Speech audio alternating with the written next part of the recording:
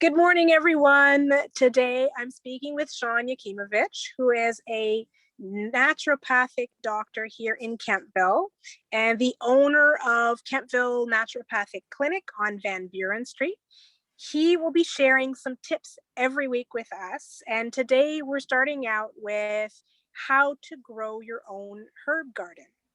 So welcome, Shawn. Thank you for joining us. Thanks for having me, Anne. So my first question to you is, when was your first herb garden? When did you start? Oh, it's been a very long time. I guess I didn't really have a garden until I moved to Kentville. That's when I actually had enough yard to actually grow things. But I think the desire for a herb garden started when I actually worked at the herb garden for a summer, the herb garden in Elmont, Ontario. Okay. With the original owners, Jerry and Sharon. And so I got a summer job there, and it was kind of my first introduction to, pruning and growing and very meticulous garden design, right? All these beds that were very geometric, and I just loved it. And that was the inspiration. And so I've kind of carried that through moving city to city and apartment to apartment with no room to grow anything. I've always thought I always wanted this garden with paths through it, growing medicinal herbs. And so it was close to 25 years before I finally realized my vision. Wow. So a lot of patience. Yes. But I would say I arrived 2018. I started the actual design. And I think 2019 was the first year of the garden of my dreams. Nice. So what do people need in order to start a herb garden? Well, I guess, just going with a plan for sort of the appropriate, size of your property. So, I mean, herb gardens can be huge. They can be just a little corner. Certainly there's no shortage of inspiration online these days. In my day, I would have herb books, and they'd always have 1 or 2 pages of garden design. So I'd kind of lap those up. So really just having I guess a design in mind, and just making sure it fits your footprint of land. So when I finally settled on my design, I'd actually visited somebody who had an existing garden footprint like this. And so they allowed me to take measurements. And then, by sort of transposing those measurements, I said, okay, I could do this in my, front yard. And so yeah, it was a lot of planning. People who drove by my house in those days would just see me leaning on a shovel, staring off into space as I tried to imagine things and worked it all out, and finally got the tape measure out and some spray paint, and then started marking the grass. And but it all came together. So really just planning is key. And then once you've got the footprint figured out, it's easier from there. So what are some herbs that go well together when you're planting? Oh, goodness. Well, really, there's no rules. So it's, I mean, you can group things by medicinal function or botanical family, or certainly by color, by the look of things, whether they're, high growing plants versus low. So certainly there's many considerations, and there's really no right or wrong. I guess the main thing would just be, I mean, most herbs love full sun or do well in full sun. So it's just a matter of shade versus sun, and what goes on in your garden from that respect. But no, so really I've just got I have one section which is all mint family. So that includes things like rosemary. I have 3 kinds of mint, thyme, oregano. So they're all in the same botanic family. So I have them growing in a circle, kind of in the middle of the garden. But that was it. They don't have to be done like that, but certainly, thyme and oregano together, those are culinary plants, and the rosemary nearby. So if you need to rush out for a little seasoning, then they're all in one spot. But really, it's whatever you want to do. So I know by experience, mint does not play well with others. Are there any other herbs that you just do not want to plant because they will destroy everything? I love the taste of mint, but you don't want to plant it spreads. In the same planter. Let's see. Yeah, I mean, mint, you just, because it spreads by the roots, so any species of mint will become invasive very quickly. I plant chamomile, which at first took a little time to get established, and then last year it was like a weed. It just self-seeded everywhere. So I actually had to remove some of it. It's a beautiful plant, and I collect it for medicine. Um, but it became a little bit out of control, and same with St. John's wort, which is extremely useful plant. Yes. But once it gets established in the garden, then certainly it can self-seed and kind of pop up everywhere. So you might want to just keep that in line. Well, Um, okay. but violet's another one. So just common sweet violet will kind of keep popping up again and again. So yeah, those are, I mean, those are some to keep in mind. But if you've got kind of a delineated space, then certainly just keeping on top of the weeding and things, it's pretty easy to manage those. Okay, so where should somebody start? Somebody wants to design a herb garden. Well, What's the first step?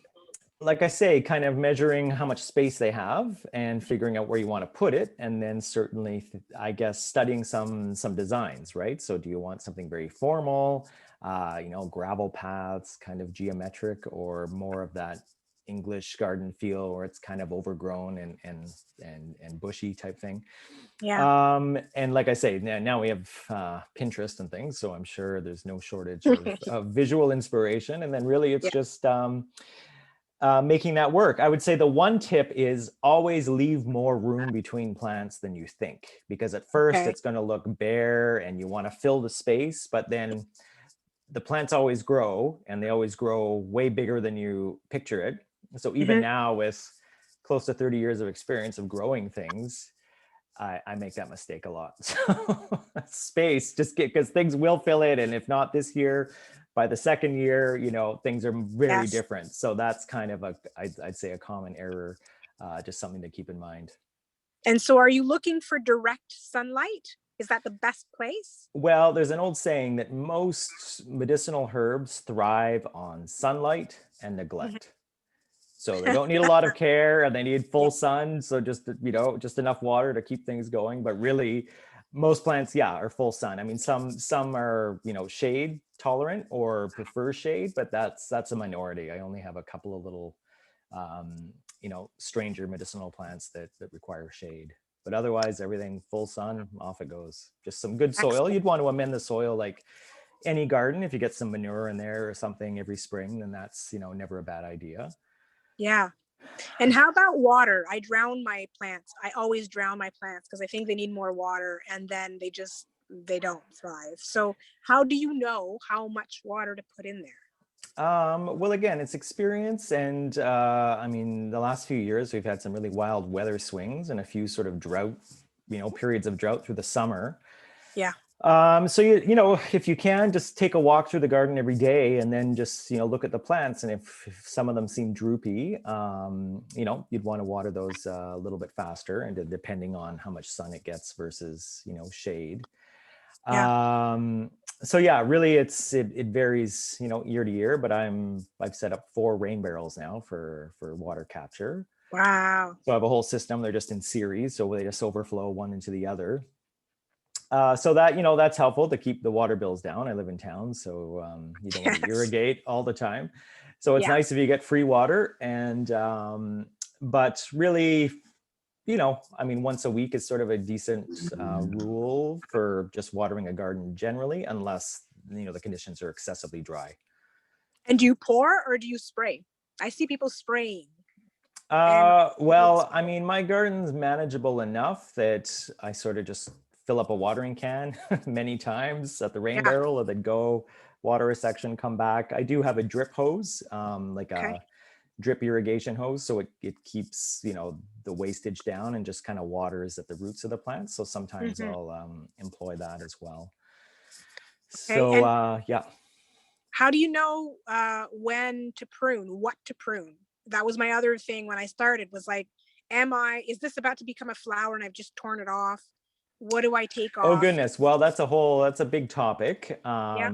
There's other people that are more expert than I, but uh, the rules are, I think it's the 4 Ds. So you prune when it's diseased, when it's damaged, when it's dead, or what's desirable. So if there's a certain shape you want, you can prune things to that. Okay. But and it would depend if it's kind of a mint plant. Obviously, you can prune that aggressively or cut it right down to the bottom, and it'll pop back up no problem. Versus, Yeah. is it an apple tree? Right, you don't want to over prune a tree, for example, because then it can be damaged if it's too aggressive. So Okay. it depends if it's what we call like a herbaceous kind of like a fleshy plant, or Yeah. if it's a more woody plant, you'd want to be a little more conservative on those because they're just slower growing, right? Okay. All right. And what do you do for insects? Like, how do you keep your plant healthy and sort of control pests? Well, in general, I mean, a lot of medicinal plants are actually weeds, right? So they grow in the wild, and so they've developed resistance. They aren't typically an insect target, Mm-hmm. like our sort of vegetable crops or fruit crops would be. So really, I've had very little to do in that regard. If there's, say, like a bug infestation, I use some diatomaceous earth, right? If it's an insect Yeah. problem.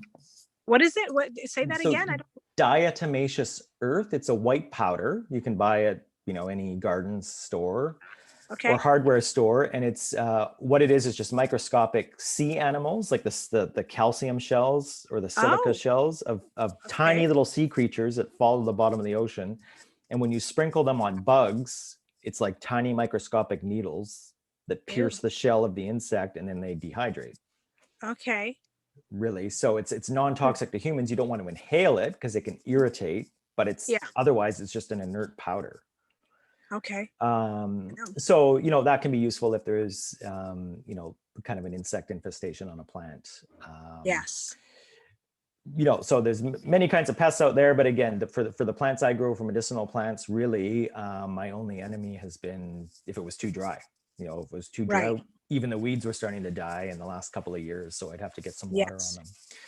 But yeah, Yes. otherwise it hasn't been much of a problem in my experience. So you're going to be sending me some photos Mm-hmm. of your herb garden. So can you explain what I'm going to see in those photos? Well, first you'll see kind of a grassy front lawn with some plants growing in it. That was kind of the previous footprint, which just was kind of no rhyme or reason. And then you'll see some of the grass disappearing. So as I kind of start cutting out the sod, there was a lot of sod removal by hand, but so you'll kind of see progressions of that, and then you'll see kind of, a shape emerging, and then I'll send some photos of kind of the finished product. So the gravel being raked in along the pathways, and then what it looks like now. So with the beds and the greenery and things. So it's, yeah, it's quite nice. So I'm very, very happy. Like I say, I started planning it and cutting it in the fall of 2018, finished in the spring of 2019. So 2019 summer was kind of the first, year of the vision complete. And Yeah. then certainly last summer, 2020, plants were filling in. Some of the plants I'd gotten originally were certainly bigger, so you have to transplant or cut them back or divide, so it's the work's never ends, right, for the gardener. And we always,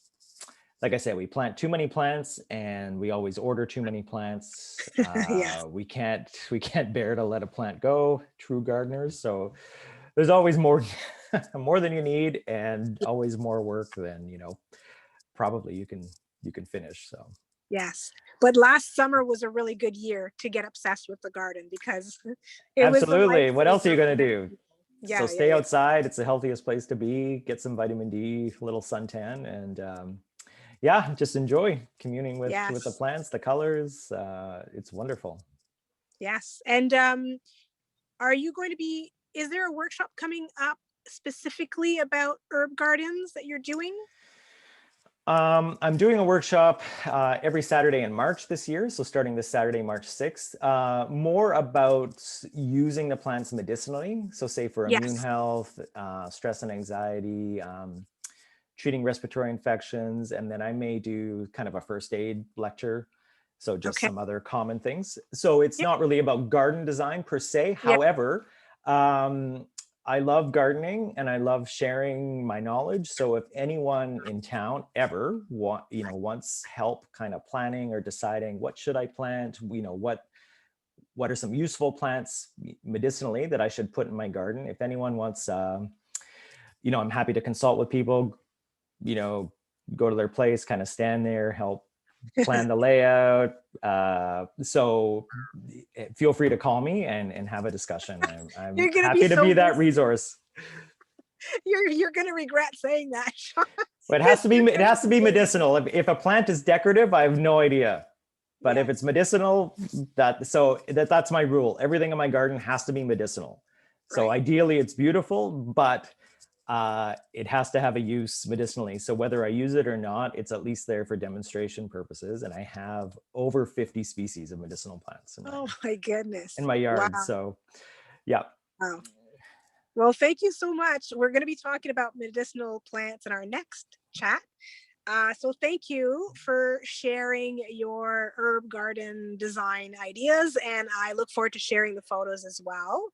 And thank you very much. And if you are interested in taking Shawn's workshop at the greenhouse, I will put the link to the greenhouse Facebook page as well. So you can go in and register there. Thank you so much, Shawn. Thank you, Anne. Have fun, everyone. Happy growing.